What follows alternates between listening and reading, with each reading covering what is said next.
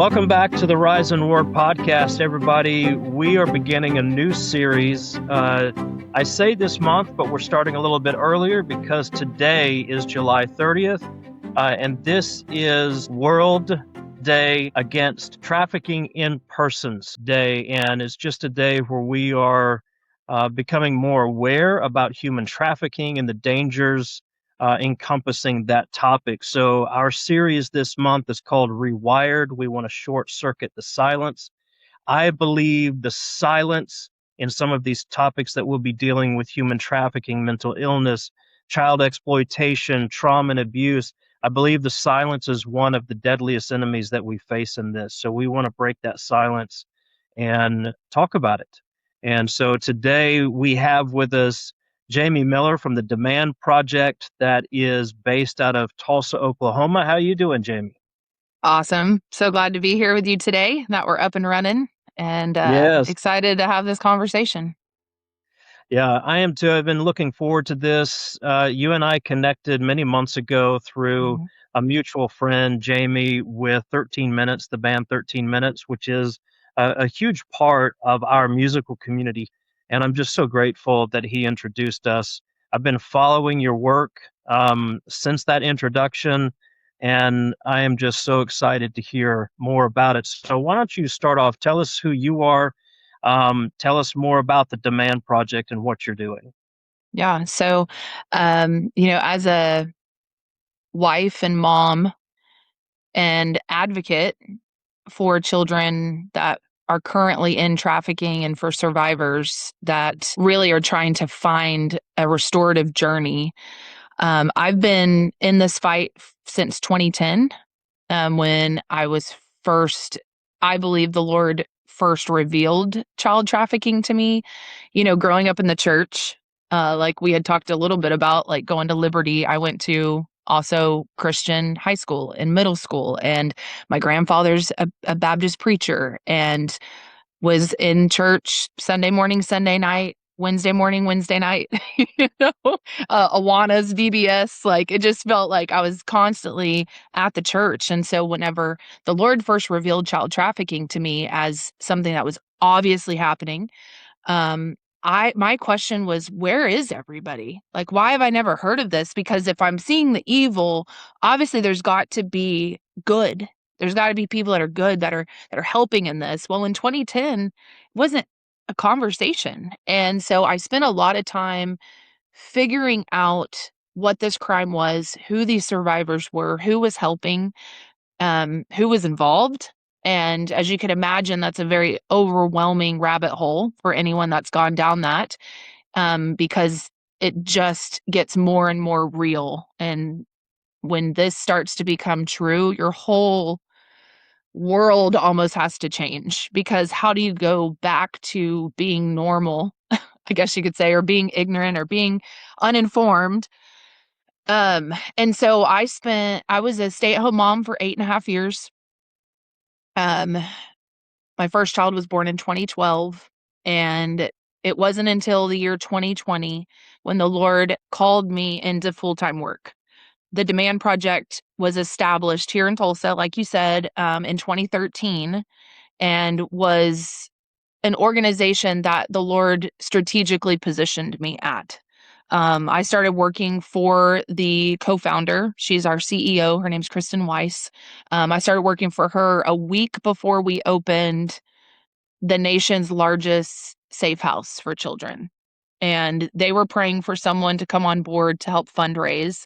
And I'm just a passionate, loudmouth person, who, like I had said before we started recording, that it just seemed like all of my life experience, all the jobs that I'd had in the past, my degree, resume, all of it collided for such a time as this. And I just used my passion and all my God-given abilities of talking too much and being a natural born leader and all the things that I got on my report card growing up. God just started using it, and so we've together, I mean, as an organization, have just grown exponentially. We've gone from 2 employees in 2020 to now we have over 20.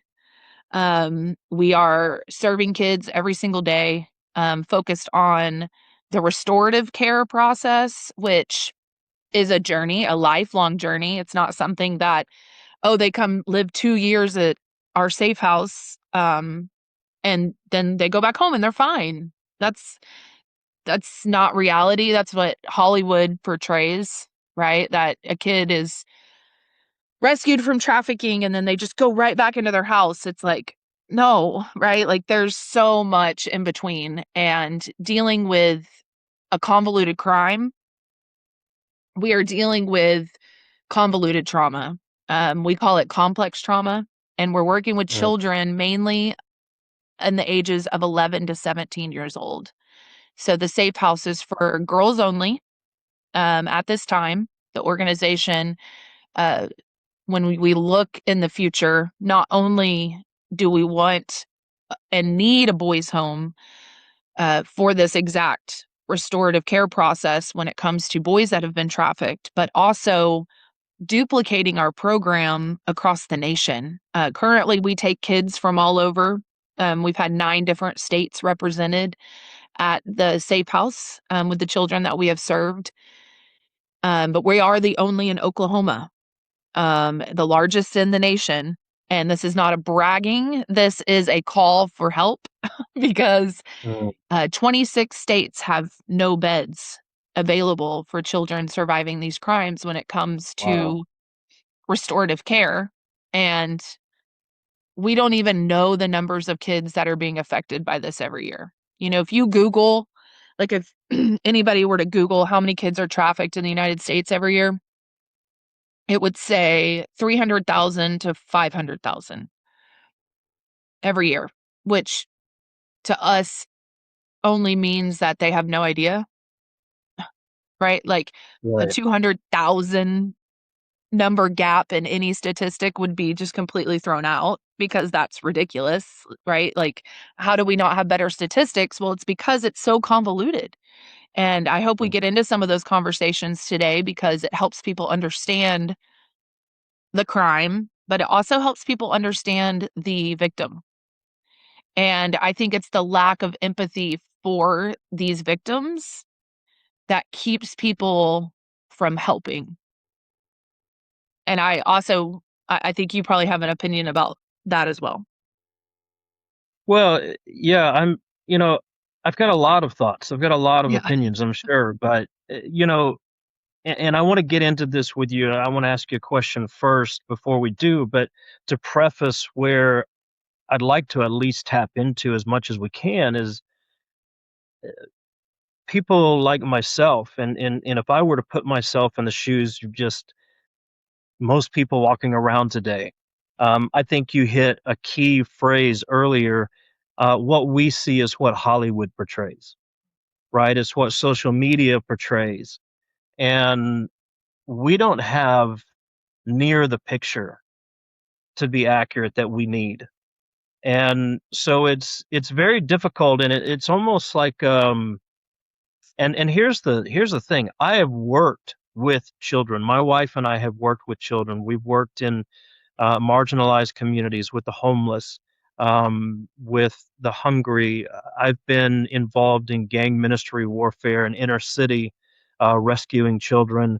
Um, and this was a long time ago, but even then, it was so prevalent and so pervasive.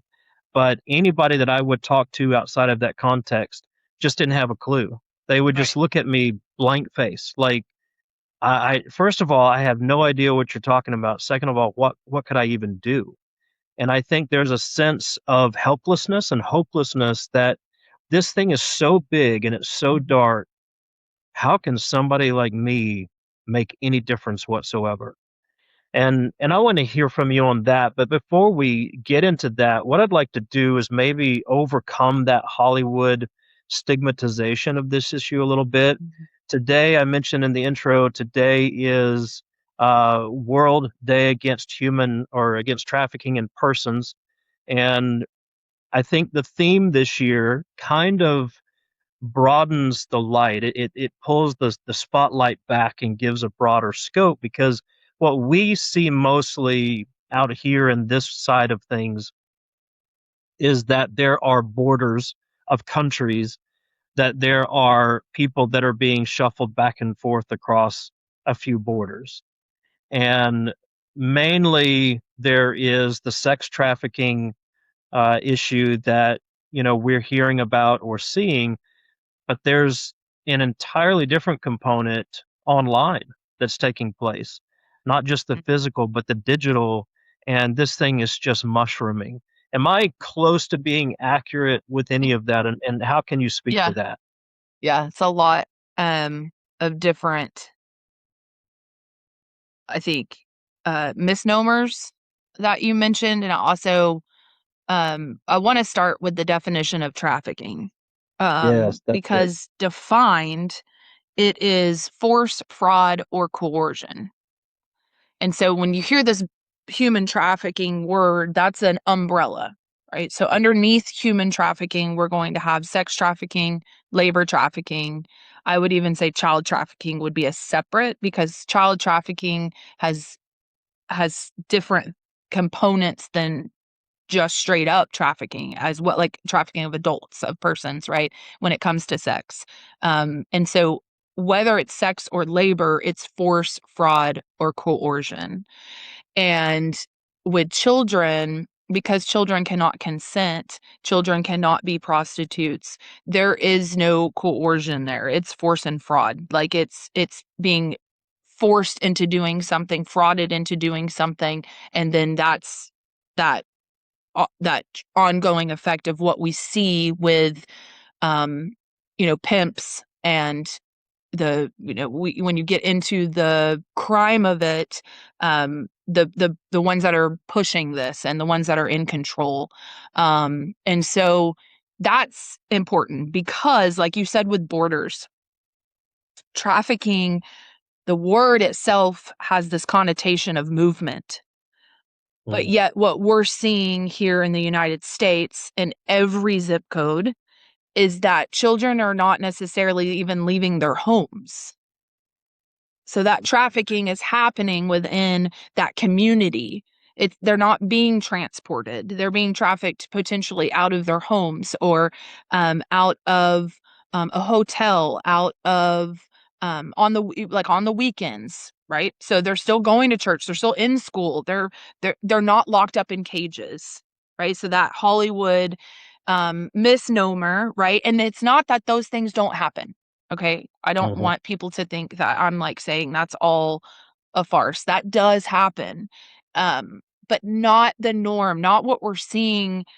And really, with the kids that we're serving, they're not statistics, because they haven't gone through a legal process. They haven't, there hasn't been law enforcement potentially involved in their situation, because it happened with birth mom and now it's adopted mom, or they ran away from home. I know that you had mentioned homelessness. When I first started here at the organization in 2020, it was 1 out of every 6 runaway teenagers would be in trafficking. The statistic now is within 48 hours, a runaway teenager will be approached by a trafficker.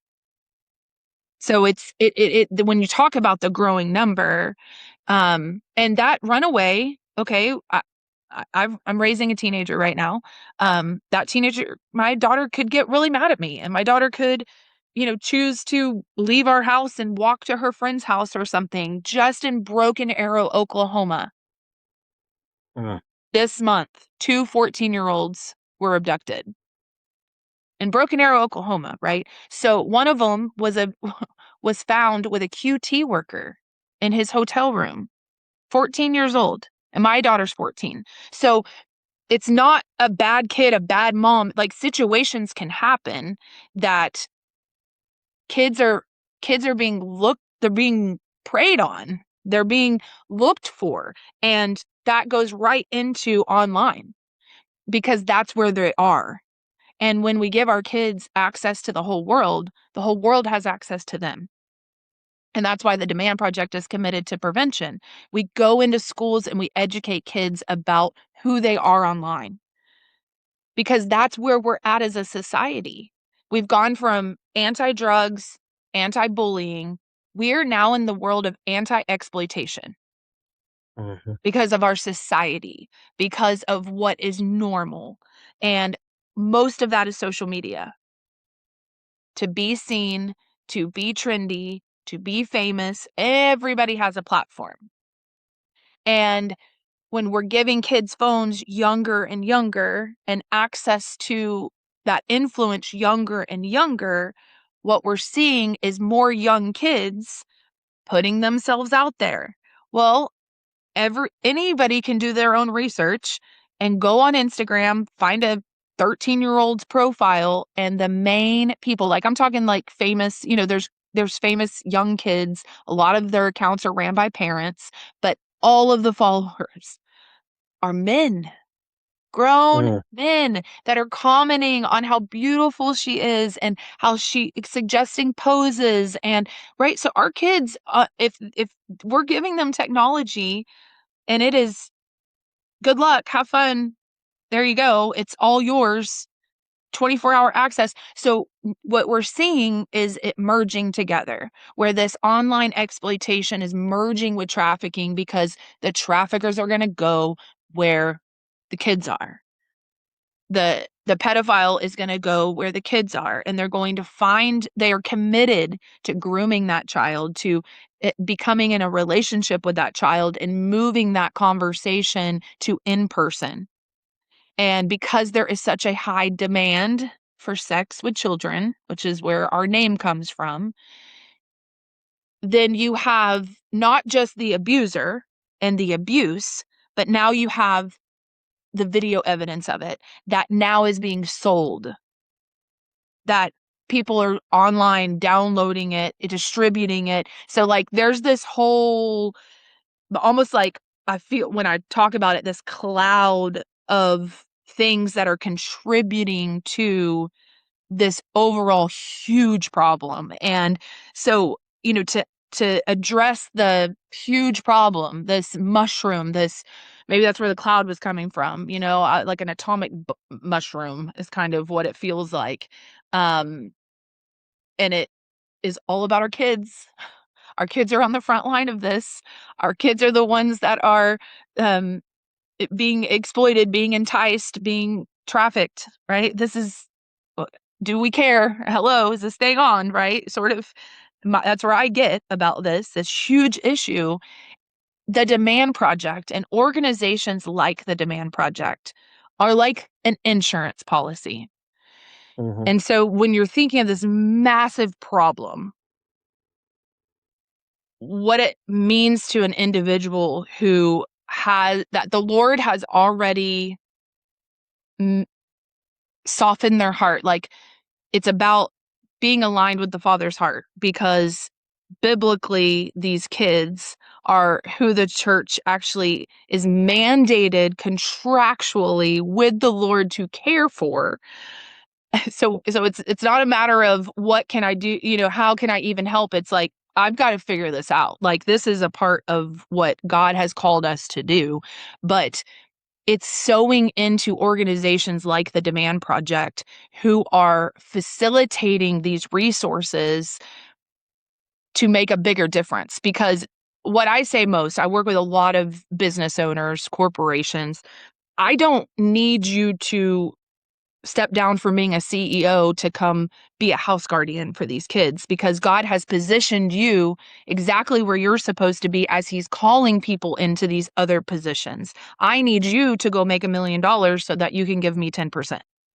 Right? Like everybody has their place. And so when you think of it as an insurance policy, you want it there for your kid, for your niece, for your granddaughter, but you do it and you sew into it in the hopes that you're never going to use it. So,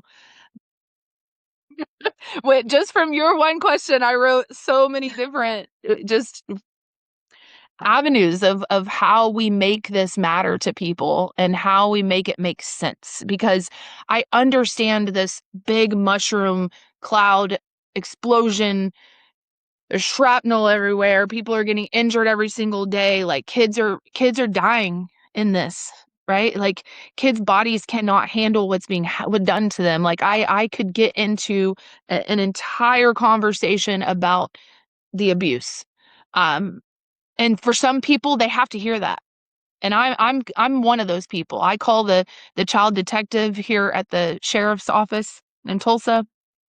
He is our co-founder, and he's an internet crimes against children agent. And I'm just update me. What are we seeing? What's out there? Where we, um, because I've got to stay what I call close to the fire, the refiner's fire, Yes. right? Like Yeah. because the Lord, he needs us to expose it. He asks us to expose it, but it's not just the exposure. And that was the thing in 2020 when it shifted where the Lord was like, it's time to go do something about this, not just talk about it, not just Mhm. care about it, cry about it, pray about it. All of those are important things, but it was like, put your money where your hashtag is. Save the Yep. children is great, but that doesn't change a life. And that's where my time and even my money, like giving monthly, I give monthly to the Demand Project. I believe in the mission. I am I am now front facing to the community saying, here's what we're doing here. Invest in the work that is set before us and the people that God is calling to do this full time as you are still praying, of course, still travailing for these kids, volunteering, sure, like what is your capacity, but you have to do something. We can't just sit and just care anymore because the bad guys are collaborating better than the good guys. And that goes deep. That goes deep into the church, into Christians giving. That goes deep into even multidisciplinary teams that should be helping these victims, right? We're talking law enforcement, medical providers, attorneys, like we aren't collaborating as well as the criminals because they are going to just find the next vulnerable kid. And so we are dedicated to not just educating those kids, but educating those parents, educating the community, educating the professionals so that we can put at least a a hand up to this overwhelming mushroom cloud craziness until Jesus comes back. Like, I wanna Yeah. be a part of eradicating trafficking. I would love I mean, that's part of our mission, eradicate trafficking. Like, I would love to be a part of that. I think that that would be, our Father's heart. It's God's heart. But what I know is that the cries of these kids are ushering in the King, and our job is to care for them until he comes back. So you, oh man, you've just dropped so many bombs on me personally, and I know for our listening audience,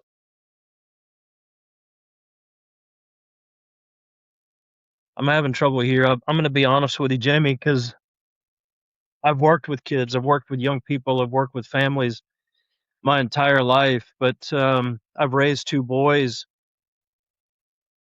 and in the room right next to me right now, I've got my three granddaughters that Wow. we care for each and every day. Wow. Mm.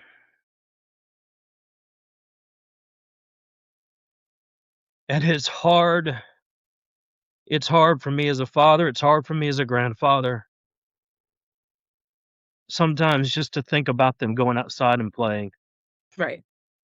because one of the things you said earlier, and maybe you can shed some more light on this, is that every zip code is affected. I think we live in an insulated world, a lot of us, where we think just because the neighborhood I'm in or the city I'm in or the part of country I'm in, I'm not really touched by this, but that's not true. This is everywhere. Am I close to being accurate on that? Yeah, and so much of that is technology, um, when it comes to exposure, accessibility, exploitation, um, and the Demand Project, we put out a PSA no budget. It's actually pretty good. You should go to YouTube and watch it. It helps tell this story because, like you're saying, like, I live in a certain neighborhood. I'm this type of parent. I've got this type of kid. Like, I'm good. And the PSA paints a picture of that false safety because it shows you that it's not your tax bracket, it's not your HOA, it's not your parenting technique when it comes to being having a good kid and having good morals and taking your kids to church. It's this. Mm. It's a piece of technology that we Yeah. have given children who cannot handle it. They cannot because their brains aren't fully developed. They I mean, I'm a millennial, so I'm like a true millennial. Like, got dial-up internet in 7th grade, right? So like I'm the one that like grew up half my life without it, half my life with it, and I still say praise God we didn't have camera phones, right? Like we were stupid kids, like I had good parents. I had a good childhood, right? Like I had all these things that parents now believe protects them from this vulnerability of social media and of accessibility to your kids, because we're seeing now it's not just social media. It's gaming. It's Yeah. even group chats, group FaceTimes. There's so many ways to access it. Spotify, you can listen to porn. You Mm. you can find any type of porn on YouTube for 2 minutes. Our kids just have it breaks my heart when I hear parents say, but I have a good kid. It's not about being a good kid or a bad kid. It's about being ill-equipped to handle what a phone requires. And even as adults, we use this term in our parent presentations when we say, parents, if you do not get your head out of your app, how do you ever expect your kid to do it? And we Yeah. are wildly addicted. It's one of Satan's biggest wins, in my opinion, is the distraction, the comparison. I mean, you've got men, right, that are addicted to sports gambling and fantasy football, and even for men, oh my gosh, their home scrolls on like Instagram is soft porn just because they're a male, not for any other Mm. reason. Like that. And so for women, we're here comparing, we're here gossiping, we're here filling ourselves with so much information. We're in an information overload society, but lacking understanding because we're leaving the Holy Spirit out of our scrolling. Yeah. Because I promise you, he has an opinion about that. And so it's driving us into our own silos. It's a babysitter. It's what's comfortable it's acceptable. Walk into a restaurant, kids on their tablets, kids on their phones at schools. Broken Arrow, praise the Lord, they took away all cell phones out of the school district. It's been a huge Right. win. They had a wonderful first year at it. It's exciting to think about a school district that sees it and is going to do something about it. And so that's my call to parents is like, okay, sure, donate to the Demand Project. Know they're doing that great work, but what are you doing in your four walls? Mm-hmm. How are you protecting your family? How are you setting a bar as a grandparent when your grandkids come over to your house and they're on their phones the entire time and you don't feel like you can say anything? Yeah. Well, where was the day that you could say something to any kid in the community because you were a grandma or you were a grandpa? You could say, don't talk Right. like that. Don't say that. Don't treat her that way. We have totally gone into ourselves. We have to be counterculture to fight this crime, because if we don't look up, if we don't get our heads off of this, we're never going to see the victim. We're never going to see the soul of that kid that's crying for help. Your friends, the friends that your kids are bringing over, the kids at church, maybe the team you're coaching, or your neighbor kid, or the kid at QT, right? At the gas station. Yeah. I mean, I'm sure people are all over the country like, where are you going regularly, and who are you actually talking to? And how are we Yeah. reaching into the lives of those around us? It doesn't have to be complicated. It just has to be counterculture, and it has to be intentional that we are dedicated to listening to the Lord and building relationships with these kids and being leaders for these kids. Because we're losing this generation. Yeah. And I know I'll get a Mm. little preachy, but I'm Well, I was going to passionate ask about you it. I see it all day. where are you preaching Sunday? So Mhm. I want to come to your church Sunday. Yeah, right. Yeah, I just want to touch on that for a second, what you're talking about with phones and technology. Like for instance, myself, I use all kind of technology. I work in music, I work in psychology, I work in all different domains. This podcast, reaches a community that is a little bit of all of that. And there's an accountability that has to be established Mhm, in our homes with our devices. And I'll just throw it out there. My wife, my entire family, my wife, my son, my stepdaughter, um, even my oldest granddaughter knows the codes to my phone. They have complete access to it. When I'm in my office, I leave my door open.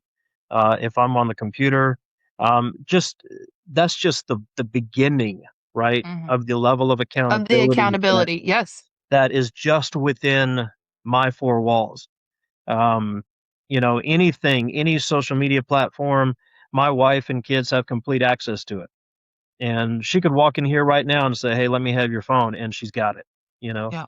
and I think that's the beginning, that we have accountability, and then we grow our awareness and our discipline from there. And I think that is crucially important. But you've also said, where are you hanging out that you see this kind of stuff? You keep mentioning QT. Some Mhm. people in different parts of the country don't know what that is. That's a Right. gas chain, a convenience store, gas station chain. Mhm, That's a really good one, by the way. mhm. Um, What is East Actually, Coast was is, starts with oh an god, S. Speedway, there's Yeah. Yeah. racetrack, Mhm, I think about on the road all the time, Bucky's, mhm. some of Yeah. the bigger ones. Bucky's But, is wild. yeah, that's crazy. It's a whole city. Every one of those is a whole little village. Um, I was watching not long ago though, because, having lived in Tulsa for so long, I stay up with what's going on in Tulsa. Mhm, And there was just, I think last week, a major situation at a QT. Which, by the way, if you know anything about it, I used to visit QT all the time. I had one a mile away from where we lived in the mhm, Tulsa area, and they always have signs. This is a safe place. There's mhm. cameras everywhere. There's constant security. There's always eyes. And yet, here's an incidence of abduction that's taking place at the front door of a QT, just not far from where I would frequent in Tulsa. Wow. I don't know if you know the incident that I'm talking about, but it Mhm, it was all over the news last week. mhm, So I don't think there's a zip code. I don't think there's a gas station. Is I don't think there's a place where we can go and think, "Oh, this couldn't happen here." right. Well, Just and to think it can't happen to your kid, yeah, is just ignorant at this point. There's a statistic out of Washington, DC. It's an organization called National Center for Missing and Exploited Children, yeah, and um, we're talking. They take they do annual number updates of the amount of calls that they get, the amount of um, images that are reported, videos, children, all of that. Uh, Hundreds of millions of tips coming into this now annually, which is grown it's grown almost 200% every year since the year 2000 as to kids being exploited online. It's at the point now where 98% of teenagers that have access to social media under the age of 18 have been enticed online. Have been. And we see this all the time because we talk a lot to middle schoolers. So our program has gotten in a couple of school districts, and like sixth grade is a great time, and then like 11th and 12th grade. So kind of like when they're first coming in to this older scene, and then right before they go out into the real world. And sixth graders, they're raising their hand saying, when I get asked for nudes, okay, sixth grade is 11 years old. When I get asked for nudes, I X, Y, and Z. And it's not even like a off limit topic. It's not doesn't take the air out of the room. They are very aware that that's what's happening, and they're sending them selfies of their moms. The predators. The boys, they tell us about game consoles, and the guys will ask them for pictures, naked pictures of the boys, and they'll just send them a selfie of their mom. Or a little girl who, she said, when I get asked for nudes, I send them my Cash App, and then whenever they send me money, I send them a picture of my middle finger. Oh my gosh. 11 years old, right? So how dangerous is that? When does that become illegal for this little girl to exploit the predator?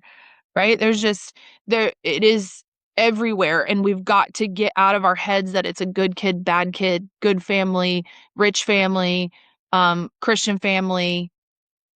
Like, we've got to get that out of our heads and realize that this is an evil that is overtaking an entire generation. And if we don't get serious about helping, if we don't get serious about fighting back, we're going to answer for that. Yeah. Yeah, I mean, just to bring it home, just a month ago, probably 5 miles from here, a little town. I'm in Lake County, Florida, and people here pride themselves on being a safe community. Mm, One of the, kind of the center of this entire county town, just 5 miles down the road. Uh, Young girl, she's about that age, I think about 10 or 11 years old, walking down the street, had her head in her phone on her way home from school. Um, Guy just pulls up on the curb in his car and forces him, picks her up and throws her in his car. Uh, the fortunate thing in that situation is that there was somebody watching. There was a video trail that law enforcement could follow, Amber found her, alert.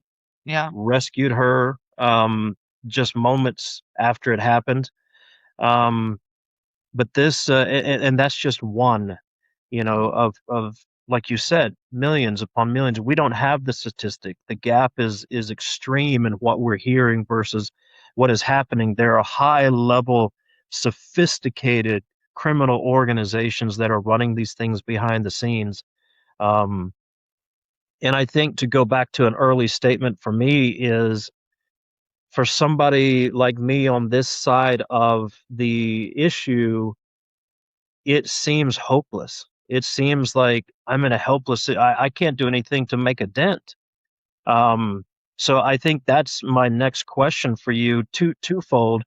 What are some of the signs that somebody like myself, our listening audience, needs to be aware of, needs to be looking for, and what can we do practically to actually help this situation? Because it's overwhelming if you just sit and think about it.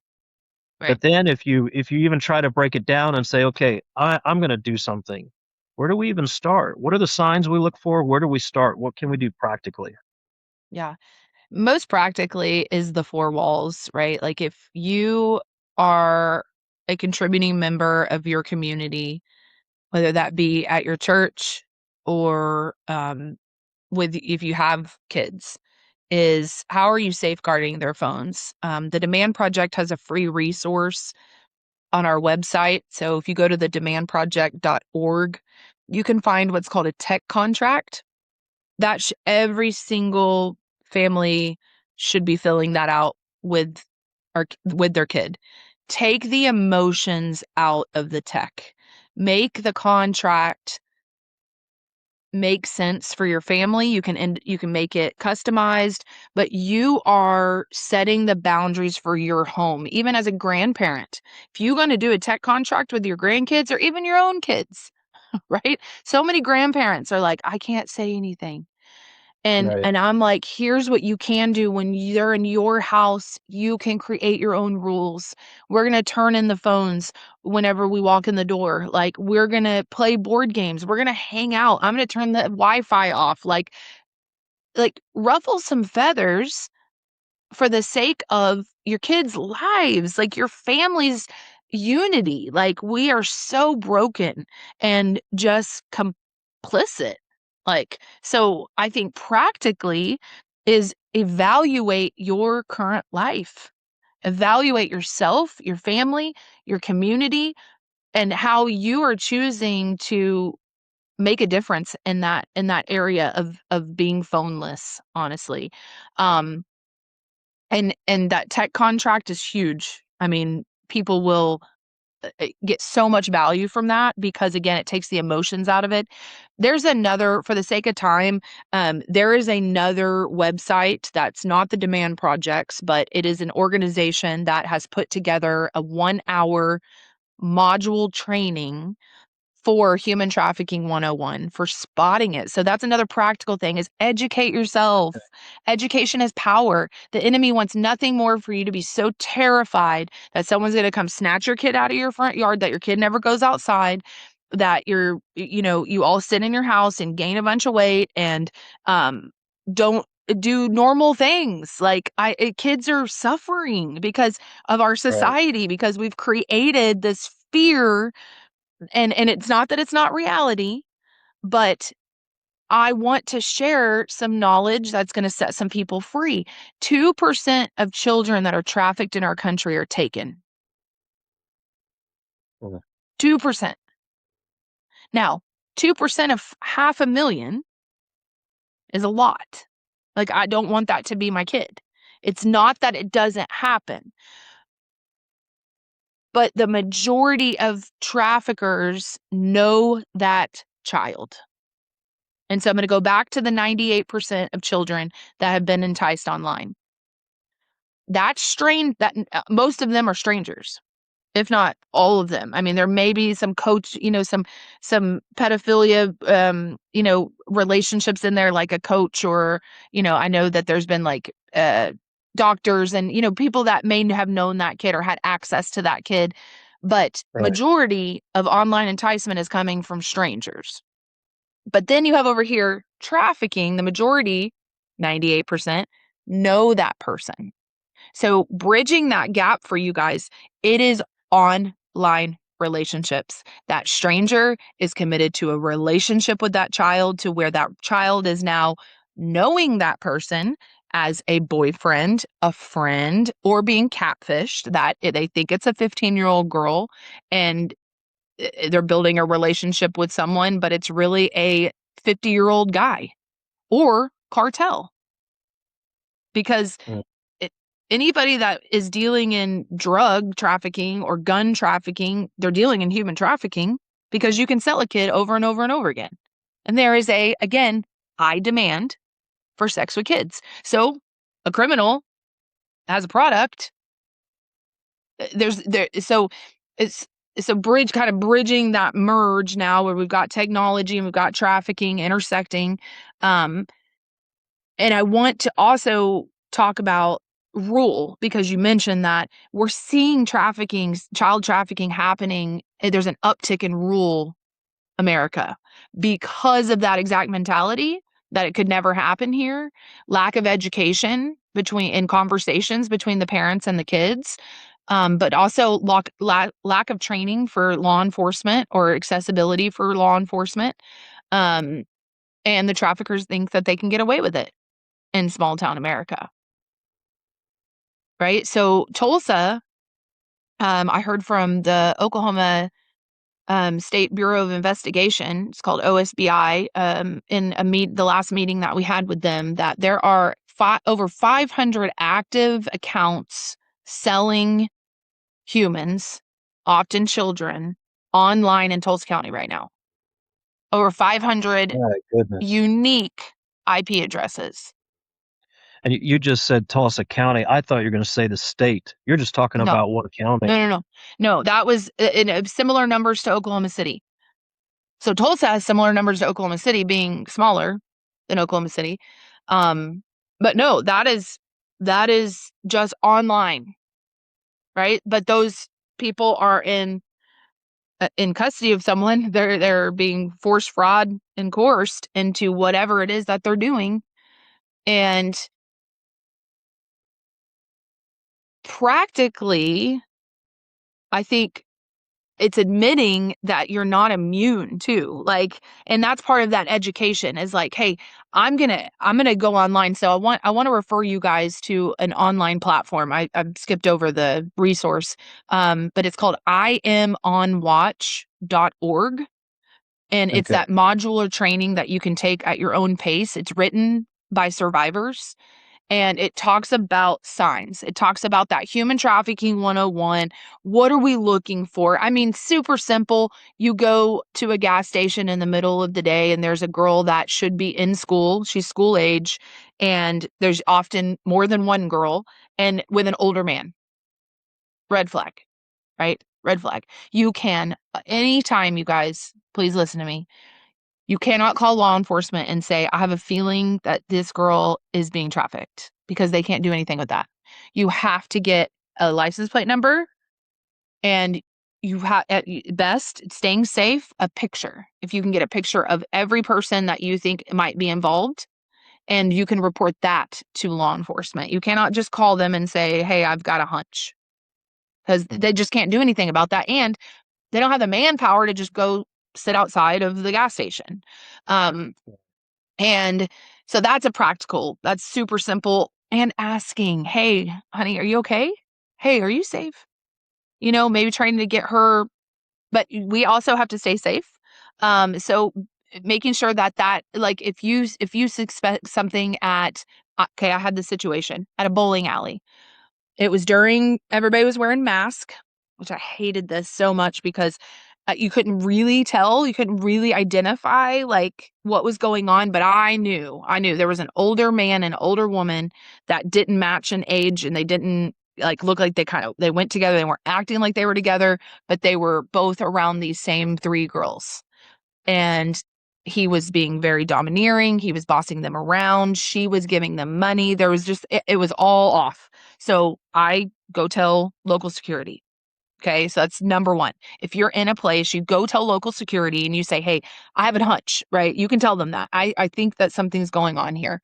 And then after you gather some of those important details, you can call law enforcement, local law enforcement. Because we also have to be smart. We have to stay safe. If you're dealing with a trafficker, you're dealing with someone who does not have any sanctity of life. So we have to also be careful. But though that's a surefire like way of like feeling like, okay, I did what I knew I was supposed to do, you know? And if I would have had an opportunity to, if I saw that girl go in the bathroom by herself, you better bet I would have been running right behind her and saying, hey, honey, like, I see what's going on. What is your name? Are you okay? Like, and just as a woman talking to her. And maybe as a male, you would approach the male. I don't know. That's not what I would do, but just practical. That's practical, right? And women tend to see things a little bit differently as well. I think we tend to we're more um e- emotionally drawn to certain situations. And so we want to feel like we've done everything that we can. Men want to fight. Women want to care. Right. And Yeah. so we've got to be able to recognize that and know how to report it. And also I want to mention, if and when anything ever happens on your kids' technology, do not delete it. It is the shame and guilt of the enemy that wants to rise up inside of you and clear it all as if it like never happened. But there is nothing law enforcement can do without that evidence. And so if you suspect that your child is talking to someone that is an adult, you take the device, You make sure everything is saved, and you take that directly to law enforcement. That is evidence at that point. And I think for parents too, is you have to rehearse these conversations. You have to be talking to your kids about who they are online, who they're talking to online, where they're going online. Um, Letting them know that these are possibilities. So if you don't want to have that conversation with your 10-year-old, don't give your 10-year-old a phone. You know Yeah. what I mean? Because those things are going to happen if we're not having open communication with our kids. The predator will. That predator is, I have read, I mean, thousands of chats between grown men who they think is a 14-year-old girl. And I promise Mm. you, they are committed to making sure that that child knows everything about sex, that that child knows uh, all how to say everything, where everything is, how it all works. They're committed to it. So we've got to make sure that we're ahead of the game. Yeah. Oh, Jamie, this is such good education, and I appreciate it. I have to be honest with you. I mean, my heart is in my throat just listening to this. I knew this was going to be an important conversation. Um, and my heart hurts so deeply. But and for anybody who's watching or listening, and you're experiencing the same thing, um, I think it's totally natural, for a human being who is not on the predator side of things to feel some strong emotions about this and want to get involved and want to do the right thing. Just want to encourage you for a moment just to breathe through this, breathe through whatever emotions or strong feelings that you have about this, and let's take Jamie's instructions and her words and work at it. Let's create a plan. You've given us some resources. We're going to put those resources in our show notes, the links, and I'm going to post, your PSA on our sites. And so Awesome. it's It's going a to be good one. available. It's going to be available at the click of a link for people who are listening to this.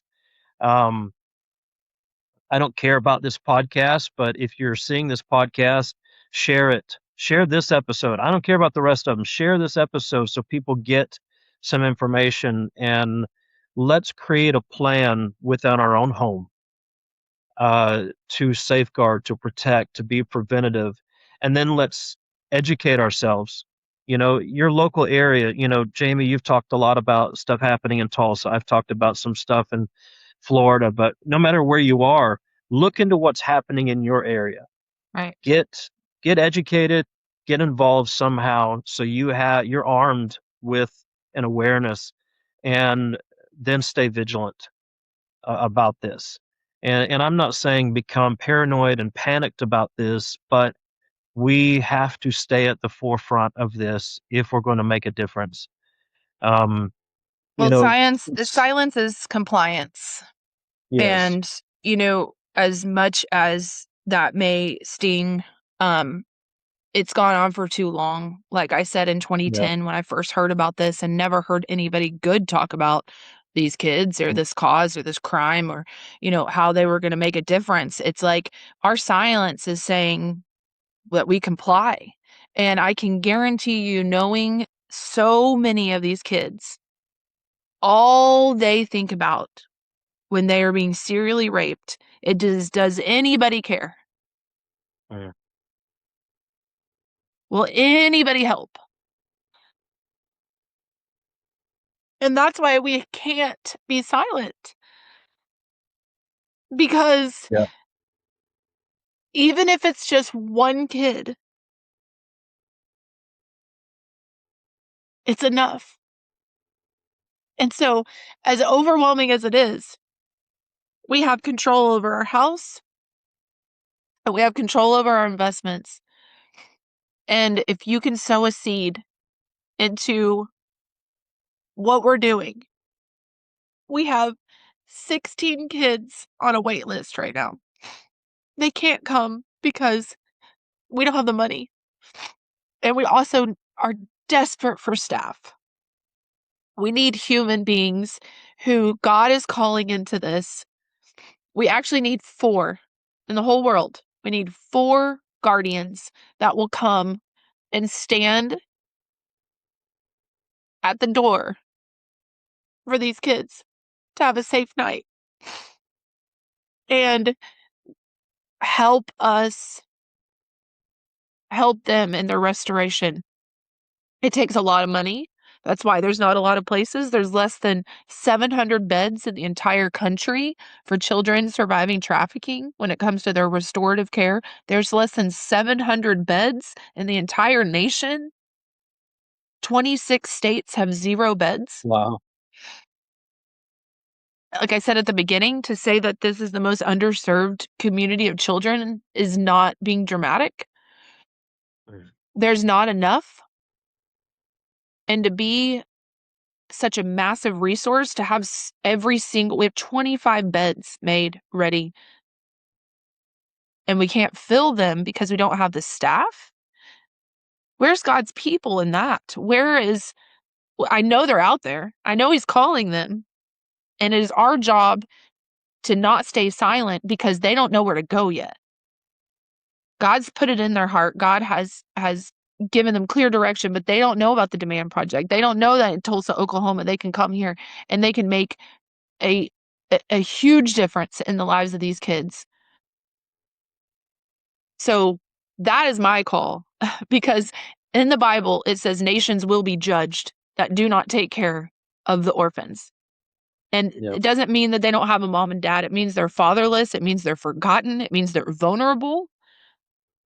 And so my call to the church, to God's people, is we have to stand in the gap. If you're not praying for this every single day, start praying for it every single day. If you're not giving monthly to some organization that's taking care of these kids, give. Demandproject.org. Go see our job listing. Go share it. It costs you nothing to go share it with your network of people. Yep. Send it to your pastor. Hey, can you send this to every missionary you know? Can you send this? Send it to a Christian school. I'm sure Liberty University may have some kids that are coming out of there that God's already calling into this. This is the mission field. And we've got churches spending billions of dollars every year flying over the United States to go serve somewhere else. And that has to change. We need more partners. We need churches to stand with us. We need churches to give monthly. And we need God's people to rise up and to get pissed enough and to get, passionate enough to say, I'm going to do something. I'm going to say something. I'm going to post on social media. I'm going to, educate myself. I'm going to do a tech contract, right? Whatever God's calling you to do it. People, there you go. You've got some education and you've got a call to action. Don't sit on this. Don't sit on this. This is so important. This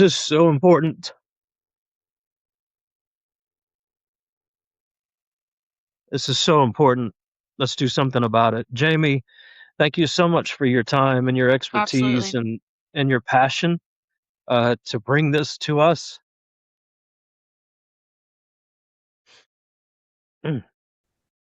And I just want to pray, Father, just give us insight, wisdom, courage, resources. God, I don't even know how to pray right now. Holy Spirit, I ask that you pray for me right now in the spirit realm. That God give us the courage and the resources and the steps to take to get involved, to do something, to make a difference. These kids are your heartbeat. Help us, Father, to do your work in this area in Jesus' name. Thank you, Lord. Thank you so much. And just out of curiosity, I know there's so much that you guys are providing. If a school or a church were to call you, regardless of where they are in the country, do you do any kind of Yeah. online training or Oh, yeah. We could do call-in Zoom. Zooms, that Like, we kind could of do thing? all of our presentations on Zoom. So, through our Yeah. website under prevention, You can schedule presentations, and even if you aren't super clear about what it is that you want, it'll start the conversation with our prevention coordinator, who will help walk through what it is that you're looking for and how we can provide and what we can provide. So I encourage everyone, whether it's like a church staff or a pickleball group or a bunko group or whatever. I mean, if it's Yeah. your 5 best girlfriends and their husbands in the living room, like, we will educate, we will have this conversation, because not enough people are. Okay. Thank you again, Jamie. All the best to you. I can't wait to come out to Tulsa, be back Yeah, in that area, and come see you guys. it'd be And great. We're right please, here please, at 51st and Memorial. very good. I know exactly where that is. I know. All right. Everybody does.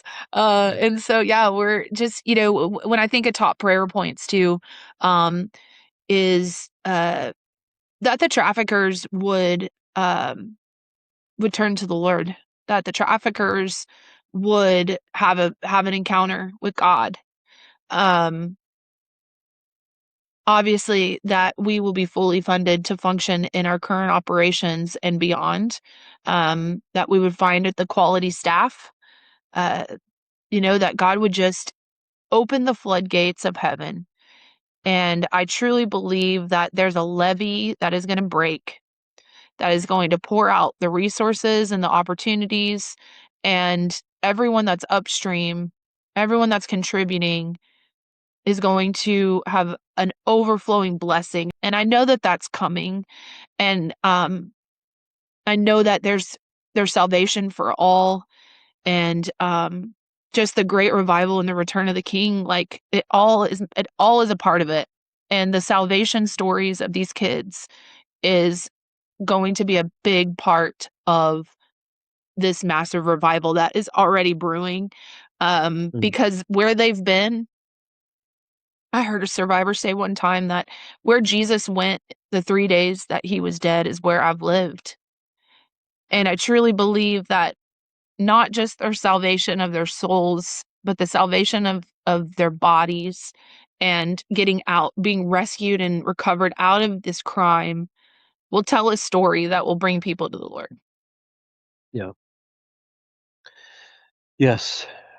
Thank you so much for the work you're doing. And please tell everybody at the Demand Project, thank you for letting you spend some time with me today. I really appreciate it. Absolutely.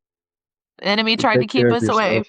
I know every every attempt, but we just keep Yeah. pressing forward. Yeah. Thank you so much. Thank you, Jamie. Yeah.